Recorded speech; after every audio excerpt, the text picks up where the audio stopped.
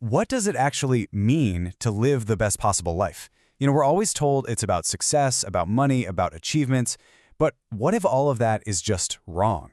Today, we're going to dive into Jim Murphy's book, The Best Possible Life, and explore a really powerful story about hitting rock bottom and finding a completely different way to think about what it means to be alive. Okay, this quote, it just perfectly sets the stage for everything we're about to get into. The whole idea here is that a truly meaningful life isn't about checking things off a to-do list or following some pre-made formula. No, it's about cultivating this deep, powerful desire, a yearning for something way, way bigger than ourselves. And this whole journey, it doesn't start with some grand abstract theory. It starts with a moment of absolute total crisis. We're going to look at the author's personal story because it's right there, in his breakdown, that we find the foundation for a breakthrough that's, well, it's universal. So let's just get a quick snapshot of what happened in his life.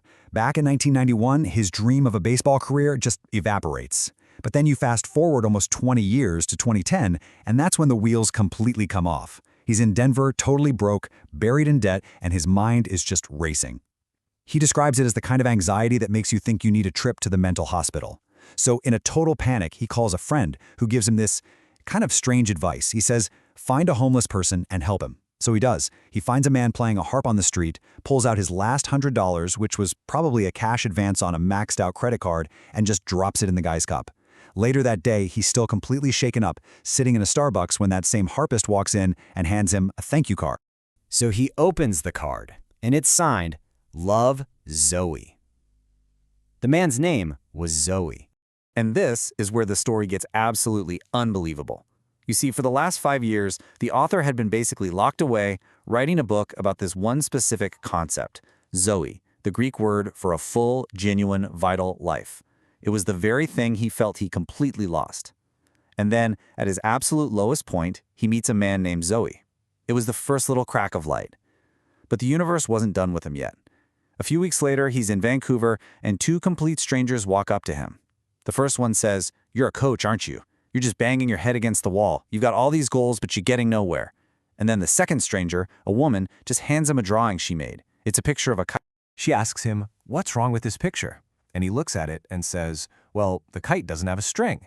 And she just looks at him and says, "That kite is you." And bam, that metaphor just hit him like a ton of bricks. It was the perfect picture of how he felt, completely lost, adrift, with nothing to hold him down. That night, and get this, 19 years to the day his baseball career ended, he said a prayer of just total surrender. He basically just threw his hands up and said, "God, my life is yours. Do whatever you want with it. I just want your peace." He finally let go of the controls, and that decision changed everything. Okay, so we had this one guy's incredible story, but how does his personal crisis connect to a problem that all of us face? Well, the book argues that what he went through actually points to this deep, unmet need we all have, a need for unconditional love and acceptance. And we spend our entire lives trying to fill that void, don't we? We stuff it with achievements, with status, thinking that the next promotion, the next win will finally make us feel secure. But it's just a treadmill that never, ever stops. And the reason that chase is so frustrating is that our vision is totally distorted. This quote says it all. We don't actually see reality as it is. It's more like our inner world. All our past hurts and fears acts like a filter. We see everything through the warped lens of our own insecurities. So what is this filter that messes with our vision? The book calls it a virus of the heart, self-centeredness. Now, this isn't about being arrogant or selfish in a mean way. It's just our natural default mode. It's that setting where we see the entire universe as revolving around us. How does this affect me, my reputation, my feelings? And if you want to know just how deep this self-centeredness goes, check out this quote. A sociologist wrote this over 100 years ago, but it perfectly describes our modern social media world, doesn't it? Our sense of who we are isn't even stable. It's built on our guess about how other people are judging us. This breaks down the crazy mental gymnastics we're performing all the time. Step 1, I imagine how I look to you. Step 2, I imagine what you're thinking about how I look. And step 3, I have a feeling, pride or shame, based on what I think you're thinking. We're living in a funhouse mirror. It's completely exhausting. So, if we're all caught in this crazy self-centered loop, why don't our usual strategies for happiness ever seem to work? This next part really digs into why our best efforts are pretty much doomed to fall short. The book lays out two massive challenges that we all have to deal with. First, we live in a broken world. You can't avoid fear, division, and just plain struggle. And second, we have to navigate that world knowing that ultimately we can't fix it. Our achievements are all temporary, and they can't touch our deepest problems. And facing that inadequacy is, frankly, terrifying. So what do? We get busy.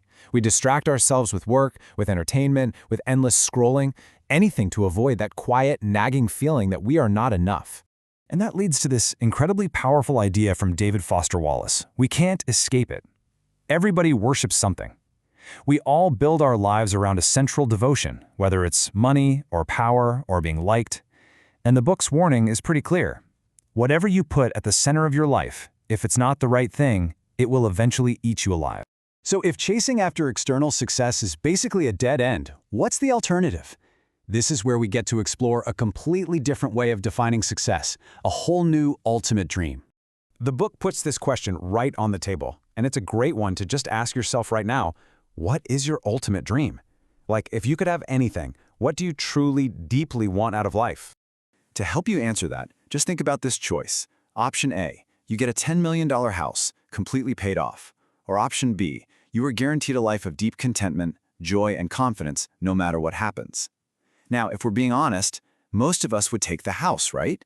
We think the house will give us the joy. But that's the core mistake. We chase the thing we think will produce the feeling, instead of going after the feeling itself. And that leads us to a new definition of freedom. We tend to think freedom means having unlimited options, but the book says true freedom is an internal state. It's being free from that constant need to protect your ego, free from comparing yourself to everyone else, and being devoted to a purpose that's bigger than you are. But here's the catch. Our hearts don't naturally want this. Our default setting is comfort and self-protection. That's why the book talks about training the heart. And I love this analogy. Think of it like training your appetite. You don't need willpower to eat a cookie, but you might have to train yourself to actually want broccoli because you know it's what's best for you. The same is true for our deepest desires. And so we don't end with a nice, easy answer. We end with a challenge. The path to this best possible life isn't about adding more to your life. It's about letting go. So the real questions are the ones you see right here, and they're for you. Are you willing to let go of who you've been? Are you willing to face feelings you've spent your life avoiding? And are you willing to get comfortable being uncomfortable? Because that, the book suggests, is where the journey to a life of true fullness really begins.